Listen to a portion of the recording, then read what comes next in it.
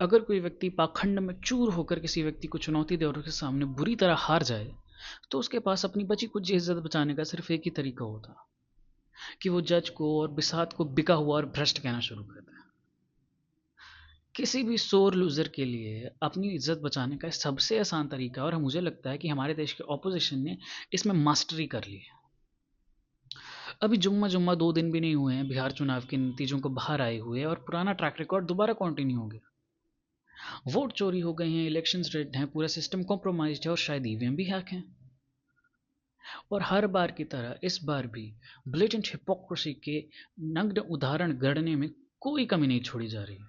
मैथिली ठाकुर 25 साल की उम्र में चुनाव जीतकर बिहार ही नहीं बल्कि पूरे के पूरे देश के इतिहास में सबसे युवा विधायकों में से एक बन गई।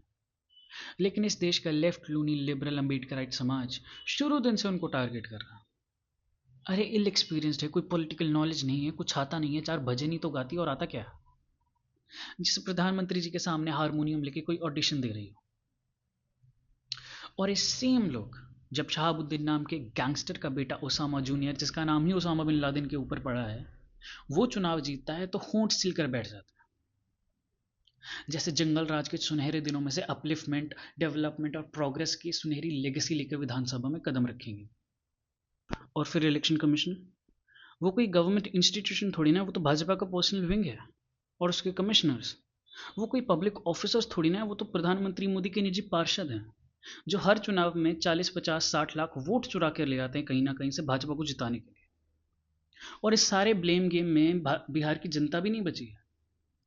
चाचा नेहरू के बर्थडे से पहले जो जनता इनलाइटेड बीइंग थी, जो फाइनली देश का सेकुलरिज्म स्टोर करेगी और भाजपा की कम्युनल रेटरिक पे फुल स्टॉप लगाएगी और मोदी शाह के फाशिज्म को 6 फीट नीचे गाड़ देगी। पोस्ट इलेक्शन रिजल्ट्स, वो जनता ब्रेन वॉश्ड बिगेट हो गई है जो 10,000 रुपए में अपना वोट बेच देती है और भूखमरी और पॉवर्टी में जीना डिजर्व करती है। सेल्फ असेसमेंट और इंट्रोस्पेक्शन नाम के शब्द इनकी डिक्शनरी में एग्जिस्ट ही नहीं करते।